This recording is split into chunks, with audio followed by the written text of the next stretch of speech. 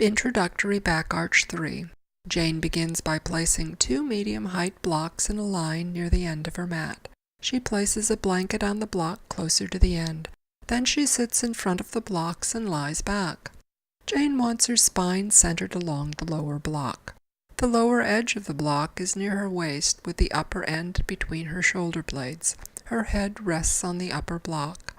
Next, she positions her body as if she is doing Tadasana lying down. Finally, she lets her arms and legs roll out and begins to relax. Jane's head is tilted back so her chin is higher than the spot between her eyebrows.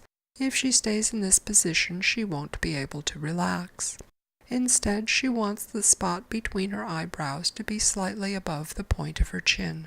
Folding the blanket will let her lift her head.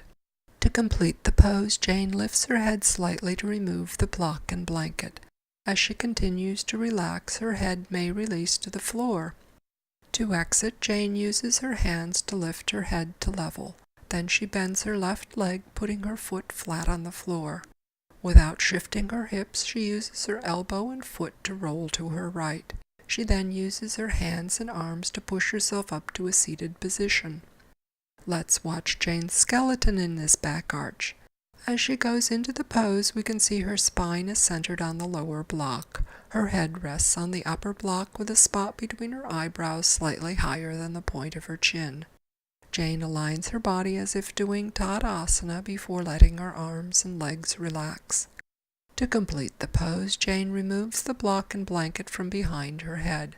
Then she continues to relax. Her head will release closer to the floor as her upper back opens. To exit, Jane uses her hands to lift her head to level. Then she places her left foot flat on the floor. She uses her left foot and elbow to roll to the right without shifting her hips. Then she uses her hands and arms to push herself up to a seated position.